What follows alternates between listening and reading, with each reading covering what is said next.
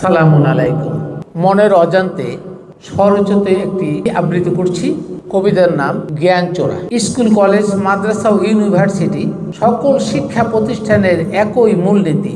যত রকম অজুহাত অনুষ্ঠানে তারা কাটায় ছুটি, মূল শিক্ষায় ভুল ঢুকিয়ে দিক বিদিক ছুটাছুটি। 365 দিনের বছরে 185 দিন ক্লাস করে, 180 দিন বন্ধ রাখে ছুটির অজুহাত করে। এটাই যেন বিধান করে নিয়েছে জ্ঞান চোরা বিদ্বানরা। শিক্ষার নামে ভুল শিক্ষা চালু করেছে জ্ঞান চোরারা। জ্ঞানের মূল উৎস কোরআন একমাত্র রিসালাত সিলেবাস থেকে বাদ দিয়ে সাজিয়েছে ইসলামিয়াত। ইসলামিয়াতে ইসলাম নেই কোরআনের শিক্ষা। মানব রচিত কাহিনী পূর্ণ গ্রন্থ দিয়ে পূর্ণ করেছে দীক্ষা। ধর্মীয় অনুষ্ঠানের নামে রাষ্ট্রীয় ছুটি করে করিতেছে দুর্নীতি। সকল ধর্মীয় অনুষ্ঠান মানব রচিত, যার সাথে কোরআনের নেই কোনো সঙ্গতি। ঈদুল আজহা, ঈদুল ফিতর কিংবা পূজার ছুটি জ্ঞান চোরা রাহাবারদের বানানো এক মজবুত খুঁটি।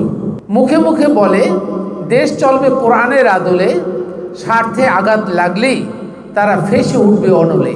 আমি কোনো ধর্ম কিংবা মতবাদকে ছোট করে দেখি না, দেশের স্বার্থে বৃহৎ কোনো ধর্ম অনুষ্ঠানকে সমর্থন করি না। সকল ধর্মের ছুটি ছাড়া সব বন্ধ করা হলে ধর্ম চোরা ও জ্ঞান চোরারা কর্মমুখী হবে। সরকারের কাছে আপিল করছি, সকল ছুটি বন্ধ করে দিন। দেশের স্বার্থে সকল চোরাদের চুরির রাস্তায় প্রতিশোধ করে দিন। রাজনৈতিক নেতারা জ্ঞান চুরি করে মিথ্যা আশ্বাস দিয়ে কোরআন না শিখে নাকি মানবতার কাজ করে। চুরি, বাটপারি, মানবের ক্ষতি সাধন ছাড়া কোনো দল দেখি না। সরকারের কর্মকর্তারাও তা থেকে বাদ যায় না। জন্ম নিয়েই সন্তানরা দেখে চুরির সমাচার, এভাবে বেড়ে উঠতে দেখে সমাজ ও সরকার। সমাধান খুঁজছেন কোন কিতাবে পাবেন? একমাত্র কোরআন ছাড়া।